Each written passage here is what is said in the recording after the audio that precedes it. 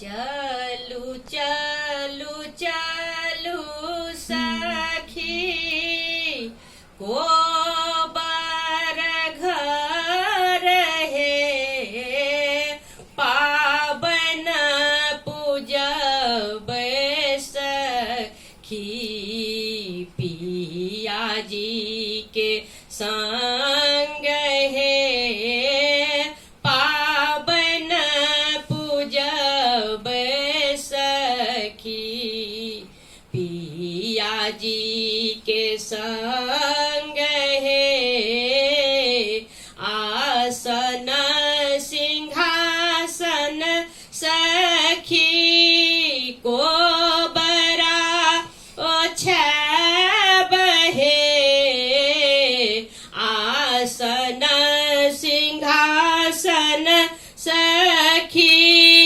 को बरा ओछब है आही बात पुढ़र संग चौमुख जराब है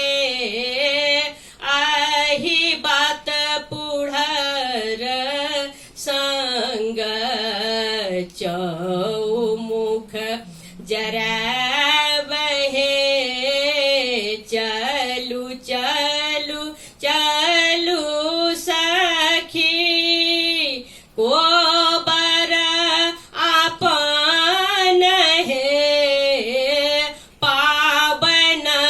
पूजब सखी पिया जी के संग है पावन पूजब सखी पिया जी के संग है मैना के पात लाए को बरा ओछब है सिंदूर पिठार मेहदी बिसहरी बनाब है सिंदूर पिठार मेहदी बिसहरी बनाब है चलू चलू चलू सखी को बर आपन है पावन पूजब सखी पिया जी के संग है पावन पूजब सखी पिया जी के संग है केरा मिठाई सखी नैवेद्य लगाब है केरा ओ नारियर मिठाई नैवेद्य लगाब है धूप ओ दीप संग गुगुल जराब है धूप ओ दीप संग कपूर जलाब है चलू चलू चलू सखी को बर आपन है पावन पूजब सखी पिया जी के संग है पावन पूजब सखी पिया जी के संग है पहिल पूजब सखी गौरी गणेश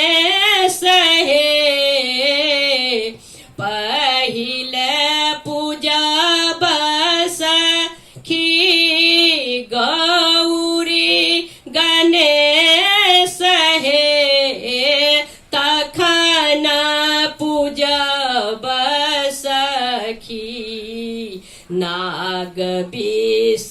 है रहे तखन पूजब सखी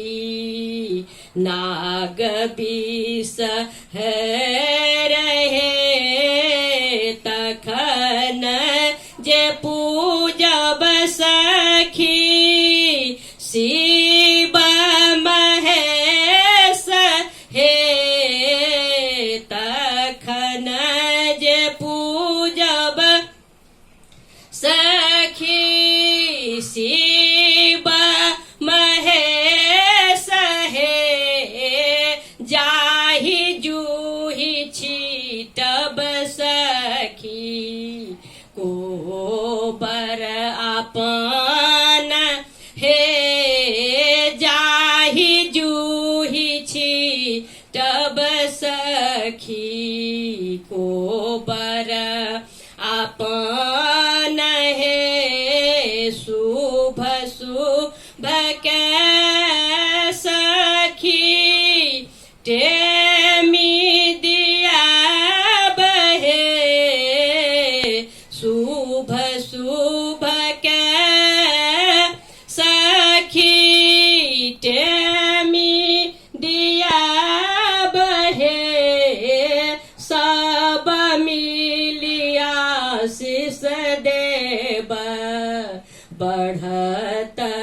सोहाग हे सब मिलिया शिष देव बढ़त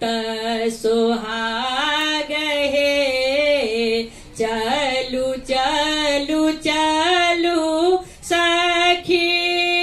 कोबर आपन हे पावन पूजब सखी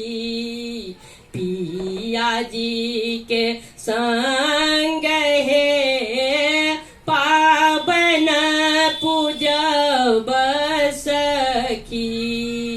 पिया जी के संग